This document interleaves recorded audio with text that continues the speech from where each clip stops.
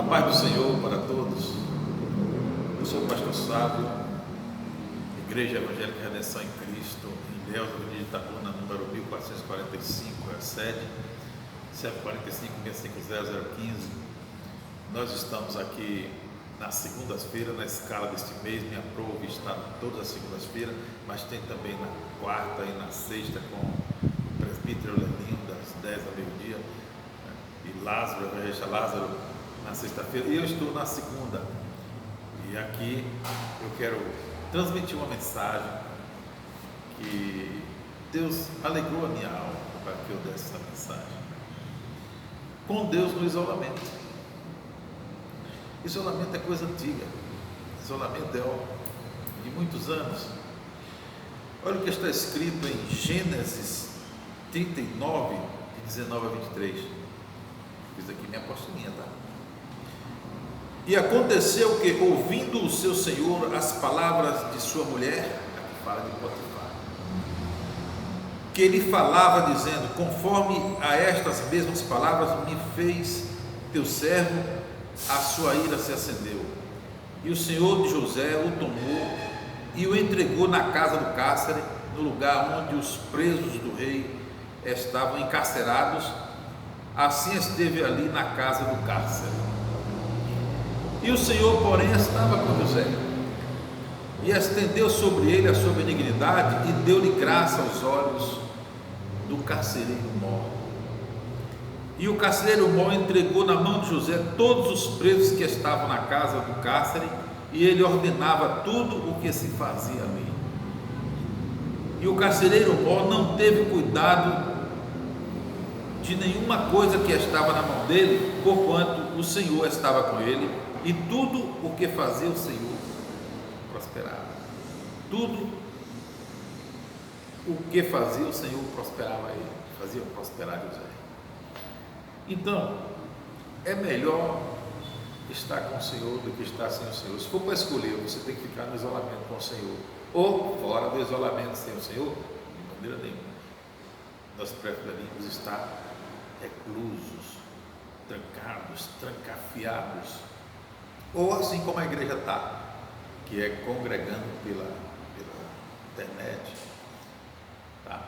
Então, naquele tempo não existia internet, né? Evidentemente, né? Naquele tempo não tinha como se comunicar como temos hoje. Evidentemente, o progresso ainda viria, conforme a profecia de Daniel, a ciência ainda se multiplicaria, e naquele tempo era diferente. Não se compara hoje o isolamento da igreja, na realidade, com a dura e cruel realidade de um cárcere naqueles dias passados no Egito.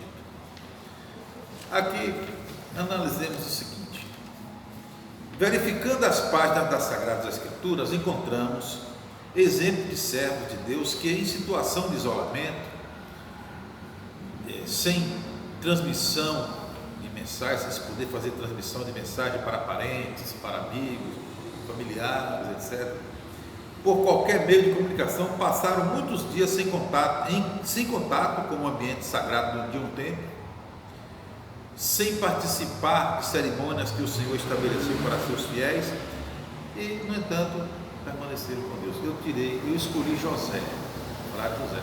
Nós vamos ver também o Jeremias, que foi preso por muito tempo.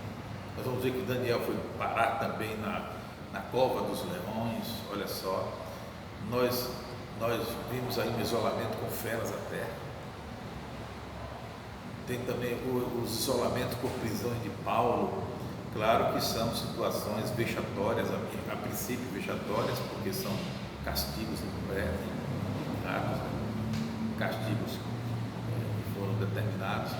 A igreja está apenas sem poder se congregar por prudência, por cuidado, sujeitando-nos à vontade de Deus em primeiro lugar, de ouvir as autoridades.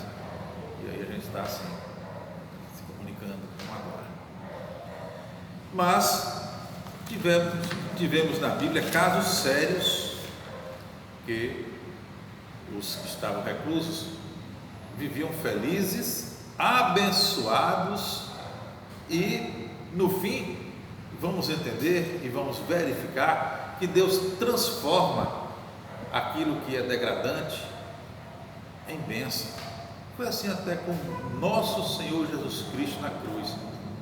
Ele dignificou a cruz. Então, veja como são as coisas para Deus.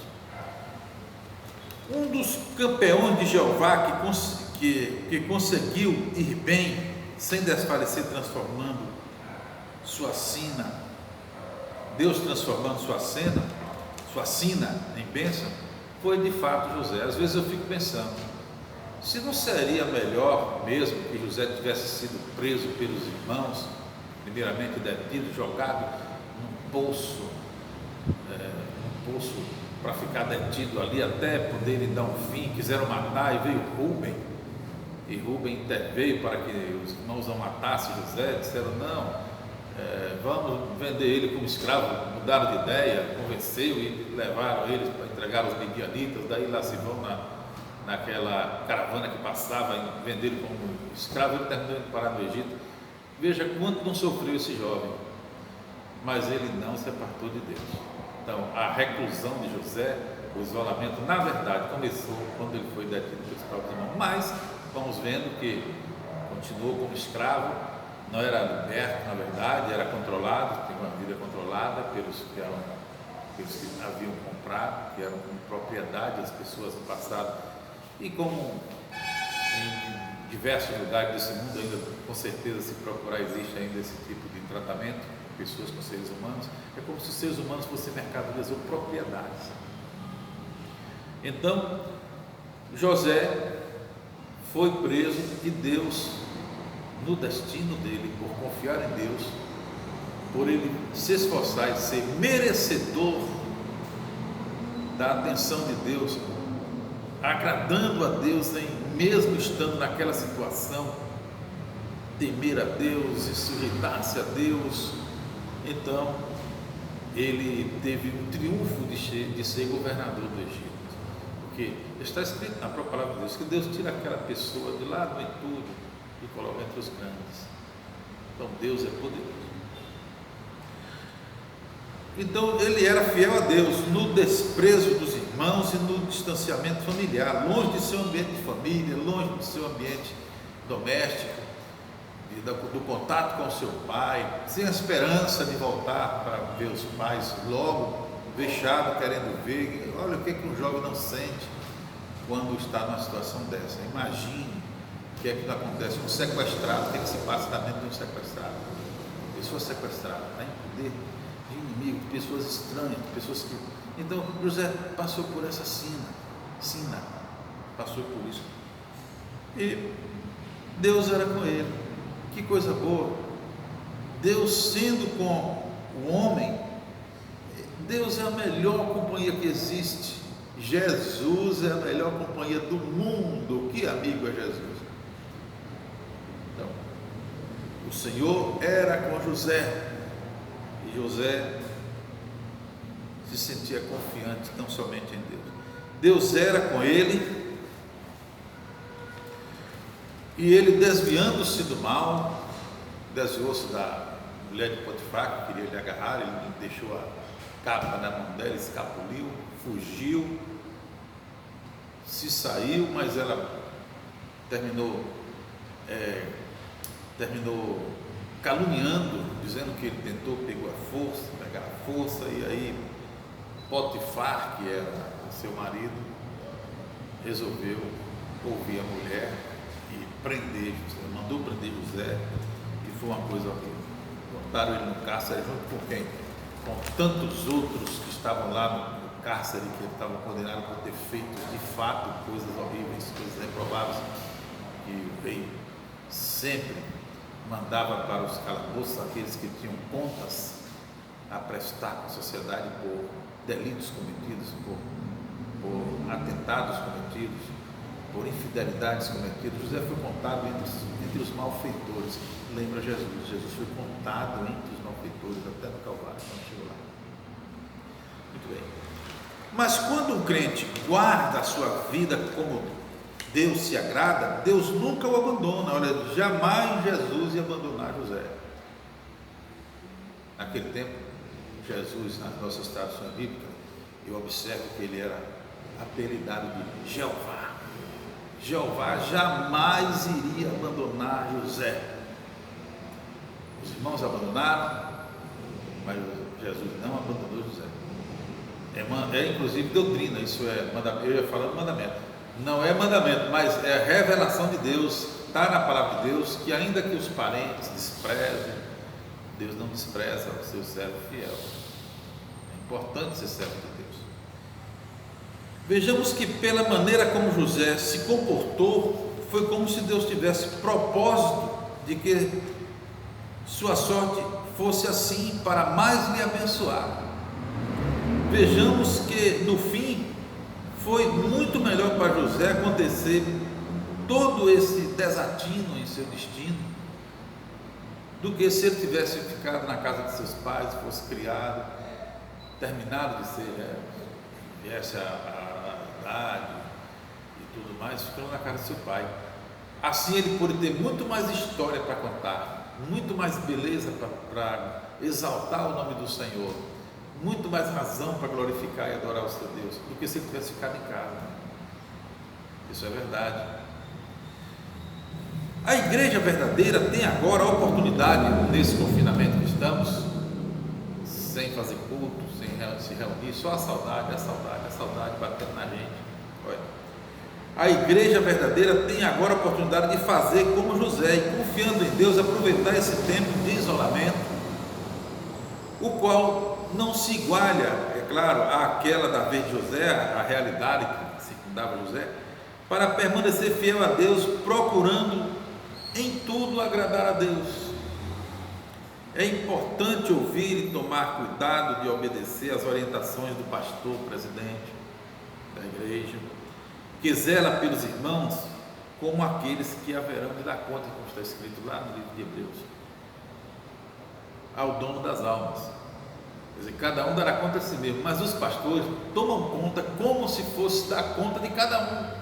Então é doloroso para um pastor um desvio, uma perda de um crente, é doloroso para o pastor o falecimento de um crente, é doloroso para um pastor uma inquietação, uma turbulência. Ele se preocupa com tudo, porque isso é natural do encargo de pastor, zelar e cuidar pelas ovelhas que não são dele, são do pasto do Senhor. Então ele trabalha, todo pastor, segundo as Escrituras, segundo a vontade de Deus, como disse Paulo, que era pastor segundo a vontade de Deus, que tem também casos adversos, mas todo pastor vocacionado segundo a vontade de Deus, então ele tem isso com ele toma conta de todas as pessoas, de todas as ovelhas, indistintamente, sem fazer acepção, e sente com ela quando elas estão tristes, quando estão doentes, e quando estão ausentes, aí a saudade pega.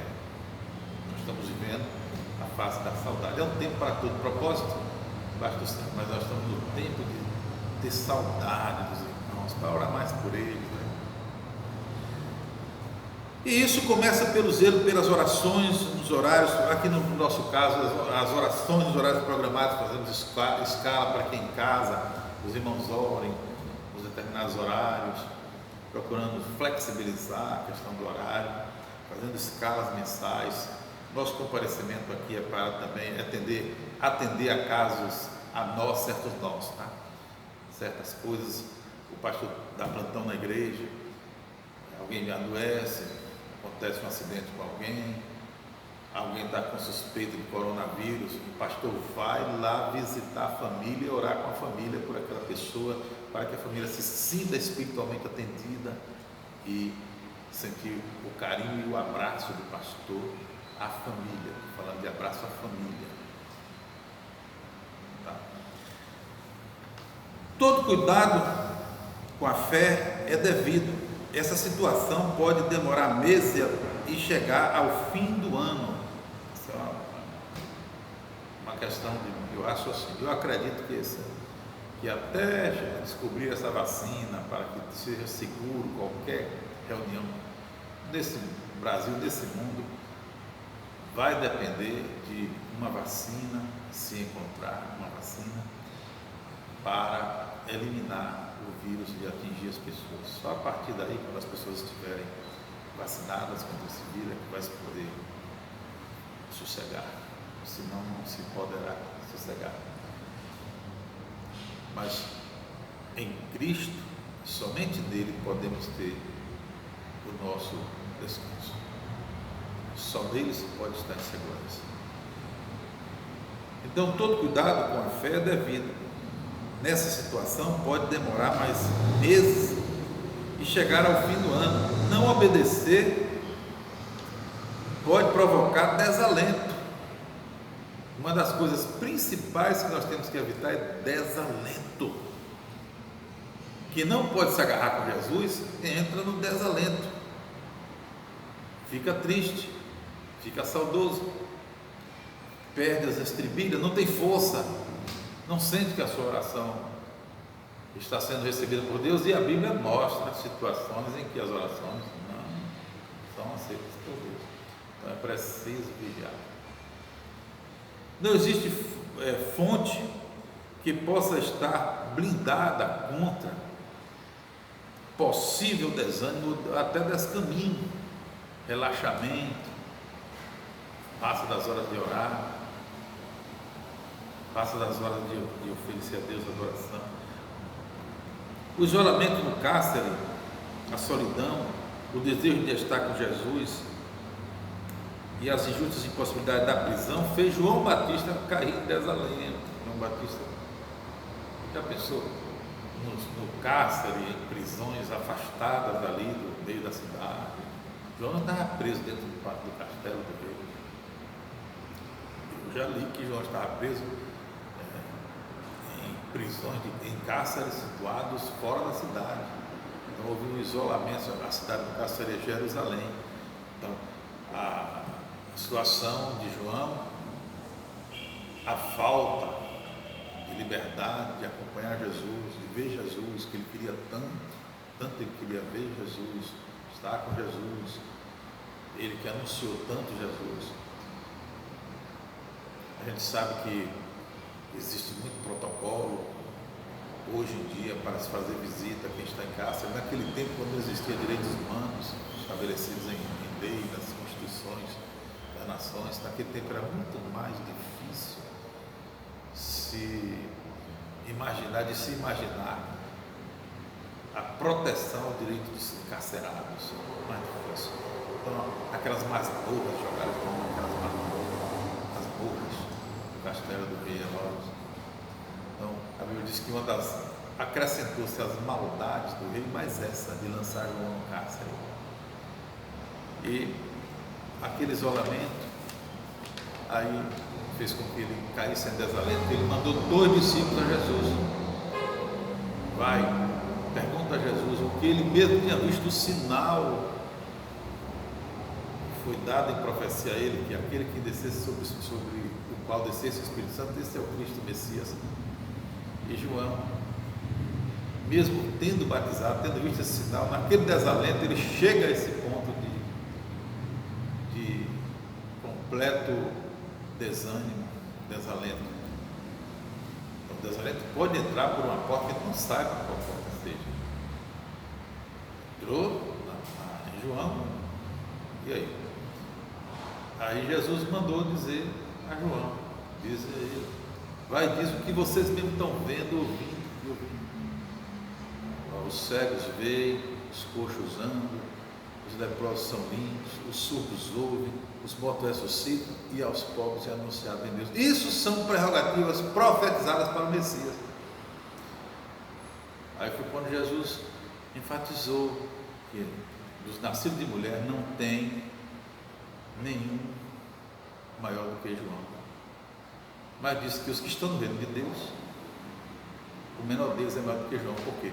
Porque agora com a lei nós temos uma situação que decorre do ministério de Jesus, que é superior à lei. Então nós em Cristo nós podemos com Cristo alcançar um ministério superior, aleluia, através do novo e vivo caminho rasgado na sua carne, no seu sacrifício, Jesus sacrificando-se para que todos estejam melhor. Que maravilha! Então, que o desalento não nos apanhe, Mas é preciso orar. A gente faz escalas pedindo à igreja que ore em casa. Ora, vigia, ora, e aí vai dando tudo certo.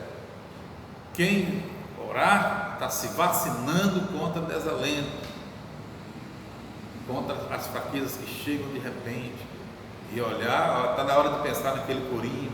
Quando eu era novo, convertido na igreja há muitos anos, se cantava muito para as crianças: cuidado olhinho no que vê, cuidado mãozinha no que pega, cuidado pezinho onde anda, no que pisa, que o Salvador está vendo.